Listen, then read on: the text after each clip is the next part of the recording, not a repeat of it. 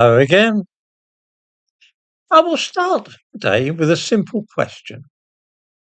Do any readers remember any arson attacks on mosques in Britain? Well, of course, we all do. A car was set on fire outside a mosque near Brighton last autumn.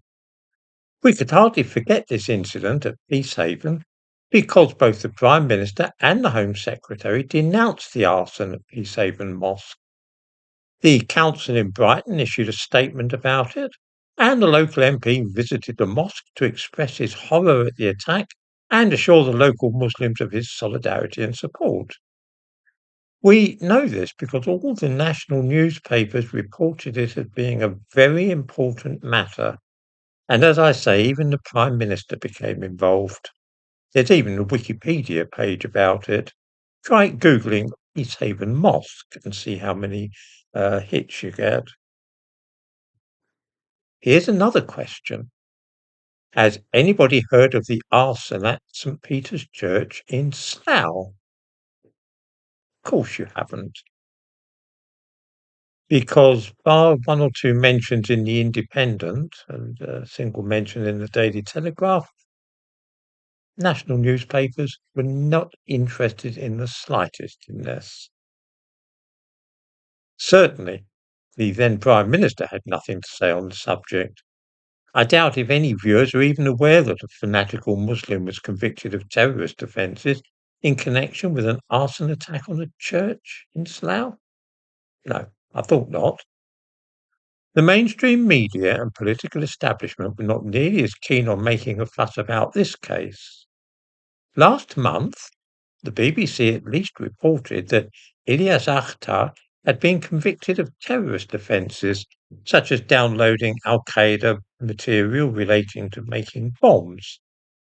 He attempted to bomb a barracks in Windsor and admitted setting fire to a church in Slough. This was not nearly as big an attraction for newspapers and politicians, though, as the fire outside a mosque. It didn't tie in with the narrative of Muslims and mosques being the victims of right-wing activists, which of course the fire in Peacehaven did. That is why you can Google St. Peter's Church Slough and come up with nothing.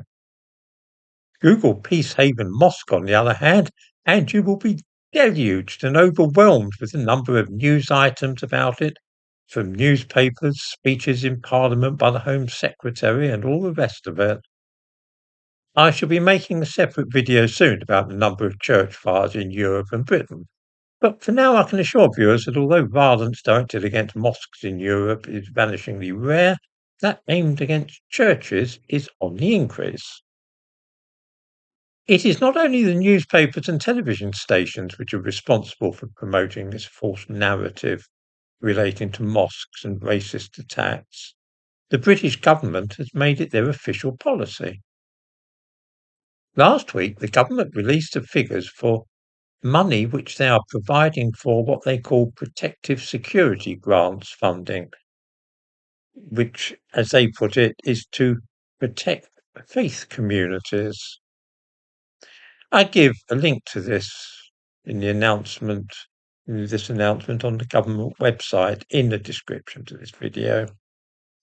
I wonder if before clicking on it, viewers would care to hazard a guess as to which religion has been given 8 times as much as the amount allocated for all churches, Hindu temples, and Sikh gurdwaras combined. In other words, one religion has been guaranteed £40 million to protect its places of worship, as opposed to just £5 million for all the churches in Britain and all the Hindu and Sikh places of worship as well. The answer is, of course, that it was Muslims who got the £40 million and Christian Hindus and Sikhs who have to make do with just £5 million.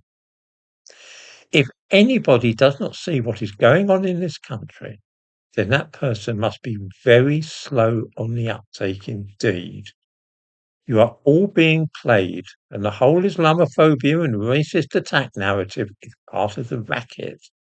Wake up.